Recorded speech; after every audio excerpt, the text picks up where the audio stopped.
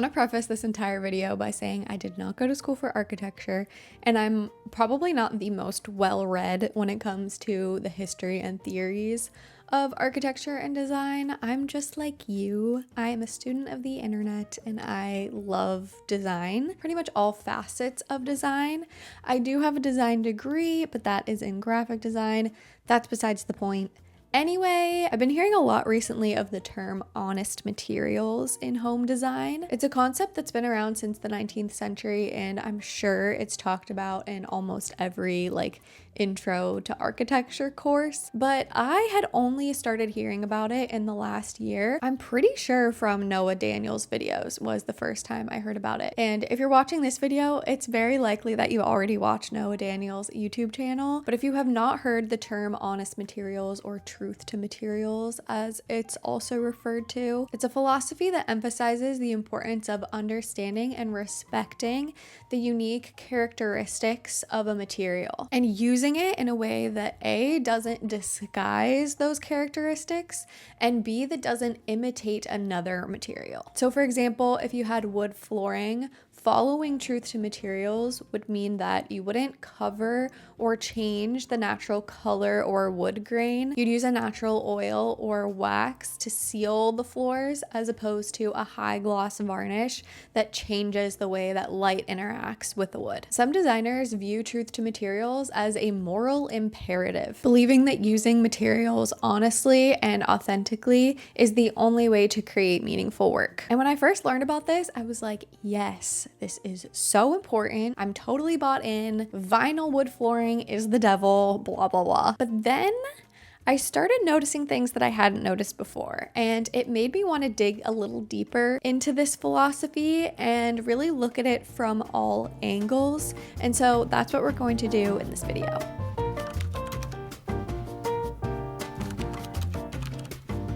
So the first moment that I would say challenged my die-hard stance on this philosophy was a few weeks ago when I was on a historic tour of downtown Charleston. We were in one of those horse-drawn carriages with a guide that basically teaches you about the history of some of the really old buildings that you're passing by. And one thing she talked about was that a lot of these buildings were built in the 18th and 19th century, and during this time, brick was known as the poor man's material.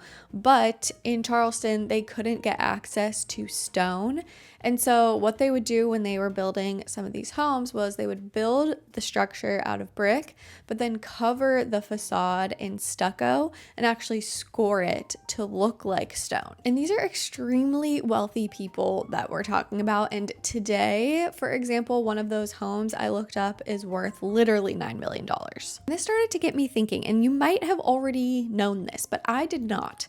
The idea of manipulating materials to look like other materials is not a new concept, and it's also not reserved for DIYers and home hackers. People and even really well-respected artisans and architects have been doing this for centuries. Of course, that doesn't automatically make it okay, but it did get me thinking. So I want to share some more examples with you of varying degrees of honesty and dishonesty of materials and see if we can come to some conclusions. Another example our guide talked about on this very same tour had to do with wood. So she pointed out a few wood doors, and she explained that these doors, though they look like they're made of mahogany, are actually painted to look like they're made of mahogany. And again, we're talking about very wealthy people that could afford any material that they could get their hands on. However, it was known that it is actually more expensive to hire a professional painter who is well practiced in this technique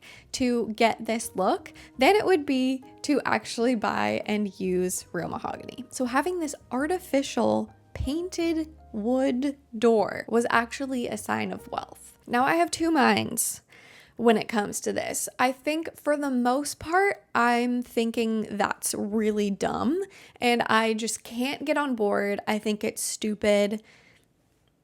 I just think it's stupid. But I did look a little bit deeper and okay, let me talk to you about graining. Graining is this form of decoration that was popular in the 18th and 19th century where they used paint to make a surface look like wood, and specifically a very luxurious, expensive wood. And there's a lot of pretty intricate techniques and tools that go into creating this look. Graining lost popularity entirely when modernism came around at the end of the 19th century and early 20th century.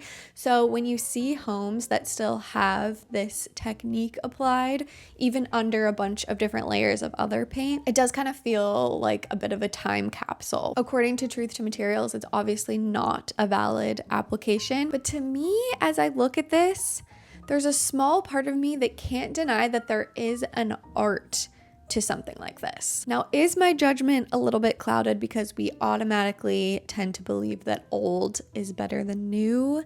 Maybe. So I will give this example. I was just watching an episode of XO McKenna. I absolutely love her channel, so this is no shade. She was using a product called Retique to paint a wood cabinet to look like wood. She had this old hutch that was painted green that she thrifted and retrofitted into her new bathroom vanity. And she knew from the seller that the wood underneath was not very high quality, so she opted to, instead of trying to restore the old wood, go for this option B of using this Retique product. And I think you could easily look at this application and think, yikes, like this is super fake or cheap or inauthentic, but it isn't any different than what these like highly respected artisans and architects were doing back in the 18th and 19th centuries. In the video, she explains that when she first was painting on the product, she wasn't happy with how it was looking. And so you can see it takes her hours and hours, and she kind of refines her technique, starts to add layers, wipe away layers in certain like strategic spots, and make sure her brush strokes are just so to make it look exactly like wood, or exactly how she wants it to look. So in that sense, it's not a quick hack. It is kind of an art to figure out how to use this material, this new material of Retique, to look like another material. I'm not saying this is honest materials, but I also don't know if I can definitively say that it's wrong or bad. Another example was actually shared with me in the comments of one of my videos. So one of you guys was telling me about Lorenzo Mongiardino. There's no way I'm pronouncing that right, so sorry. We'll call him Renzo. Renzo was an Italian architect and interior designer who was often referred to as the greatest designer of the 20th century. Of course, that's subjective, but my point is this is a very well-respected designer. And apparently he used to use markers to draw on the edges of like velvet cushions in his super wealthy clients' homes to make them appear more aged. This is a designer who had access to all of the materials he could possibly want, and yet he kind of saw the rooms and interiors that he worked on as canvases to sort of paint a new picture of an old world, an artificial history that he wanted to bring into the space. Is this truth to materials? Absolutely not. Is it for everyone? Absolutely not.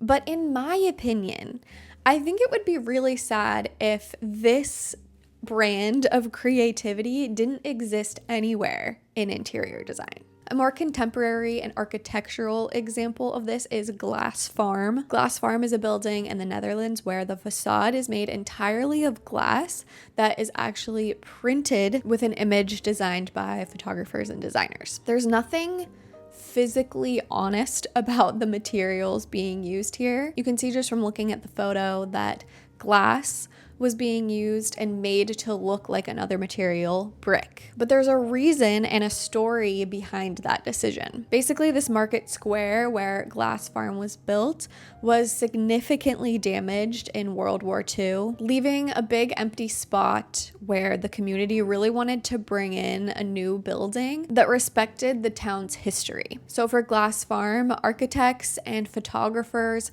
took tons and tons of photographs of the remaining traditional farms in the area and used those to create a collage that was then printed on the glass of this facade. The large surreal scale was also done intentionally, meant to represent progress and the growth that the town's experienced since the damage of World War II. There's no question this building is unique and a bit weird, and it did get mixed reactions. Some criticized it for exactly what we're talking about in this video, inauthenticity of materials, but many others feel like it's an innovative approach that blends history with contemporary techniques. So when I really dissect it, I think where imitation materials start to lose me is when there's no story or artistry behind the middle. For example, the infamous wood vinyl plank flooring. To me, this feels different from the previous examples. These products are manufactured by machines, and the design that's embossed and printed on them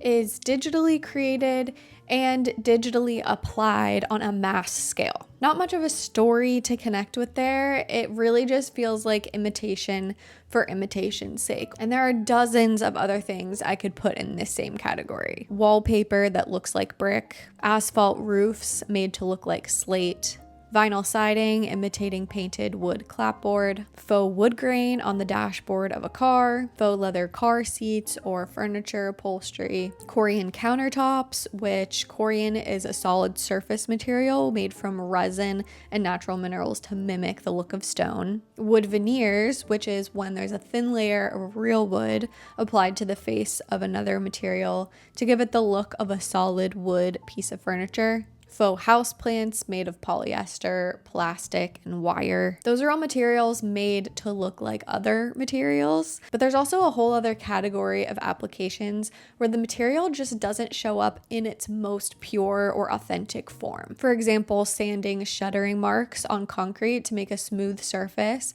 instead of showing the true result of the mold used to shape that concrete while it dries. Staining or painting materials like concrete, wood, or brick, polishing copper or other metals instead of showing their natural patina. The examples in this group are much easier for me to stomach. So maybe for me, it's not whether the material is honest or not, because honesty versus dishonesty is a really rigid binary way to talk about design, I think. One commenter on a Reddit thread I was reading said, and I'm paraphrasing here, honesty is a word we use to describe a person. So if we're gonna go as far as to describe a building, a piece of furniture, or an object with a human characteristic, can't we be more nuanced? Instead of labeling an application of a material as honest or dishonest, could we describe it as inventive or boring or deceptive or intricate? Why do we need to have like a binary opinion on everything that we see online? And I'm challenging myself here more than anything else because I do tend to think this way. Can there be a gray area where we actually have to look inward and kind of decide how something makes us feel? Like art. So maybe instead of, is this material honest? The questions are, what do we think was the intention behind using the material this way? How was that intention successful or unsuccessful? How does it need to function? And how well does it function? And how does it make us feel? And when we ask that, we should consider all of our senses. So if we go back to the example of painting a wood door to look like mahogany, if I think about it from what was the intention behind this, what it seems like is that the intention is just for the homeowner to come off as wealthy and to serve as a status symbol. And that intention is not quite something I can get behind. But what about Glass Farm? It seems as though the intention of that building is to make a statement and to almost be experimental with materials. And I think that is successful. I also think that thinking about a home versus a building like Glass Farm where it's for visitors as opposed to people who are going to live in it, the functions are completely different. Would I want to live in a building like this? No. But would I want to visit one and experience one? Absolutely. So I think that without being there myself and evaluating it in person, I think that its functional needs are met in terms of the materials. Again, this is much easier to do in real life. I can't evaluate how either of these things make me feel because I'm not sort of standing right there experiencing them. Materials are innately more tactile than they are visual. So I think that is actually a big problem when talking about this in 2025 here on YouTube on a screen where I'm looking at another screen looking at these images. It's also interesting to think about why people in our generation in this exact moment are seemingly a bit more passionate about this philosophy. And I think it's because of the fact that natural materials are so expensive in this current economic and environmental climate. And so when someone is using one of these natural materials in a way that we feel is inauthentic and isn't respecting its innate qualities and characteristics, we feel hurt by that because we're like, oh, if I could afford that material, I would treat it differently. I would let its authenticity shine through and not imitate something else. And at the same time, because these natural materials are so expensive, more and more people are reaching for the imitation version of these materials to get the look that they want in their homes. I think a good way for us to practice truth to materials in our own designs, if it's something that we want to do, is to use our constraints, like our budget, to inform our design decisions. This is something I've talked about in other videos, but I'll repeat myself here. If you can't afford wood floors, for example, and you're considering synthetic options, don't choose something that's imitating wood. Instead, lean all the way into a material that you truly can afford, like linoleum, and use that in its purest form. Linoleum is a material made from a combination of natural ingredients, including linseed oil, which is derived from flax seeds, pine resin, cork dust, wood flour, and whatever pigment is added to it to give it the color. It's much cheaper than hardwood at $2 to $7 a square foot versus $12 to $20 a square foot. Both of those include installation, and it's about the same cost as like the most basic vinyl flooring you could get. But linoleum lasts much longer and is a way more sustainable material. This is just one example, but it feels like mass-produced and faux products are so common these days that it's actually really refreshing to come across a designer or maker that's completely dedicated to nature. Like this furniture designer who uses coppiced hazelwood for his work. Coppicing is cutting back trees to actually stimulate growth. So it's a super sustainable way to use timber. Sebastian harvests this material himself right near his home. And the pieces he makes from it so beautifully reflect exactly where the materials came from. Things like this are so inspiring to me. This is a designer who's actively raising awareness for and protecting the environment through his craft. And even aside from that, these pieces are aesthetically beautiful and so unique and function driven. But unfortunately, just because I love this doesn't mean I have the money to invest in pieces like this for my own home. I'm limited to what I can afford and what I can access and order to my house. But I guess my point is we can and should strive for honesty in materials, but to hold ourselves and others to a pure black and white standard of this philosophy doesn't seem realistic, nor does it seem particularly fun or creative. I have so much more to say, but I feel like this is turning into a pretty long tangent, and so I think I'm gonna leave it at that. Please go off in the comments and don't hold back, and I really want to see other perspectives in the comments and like see what you guys genuinely think about this. I am working on another video on the topic of materials, so that will be out in a couple weeks. That's one I'm really excited about. And so if you're interested in this topic, make sure you are subscribed so you don't miss that one. Thank you so much for watching, and I'll see you guys in the next one.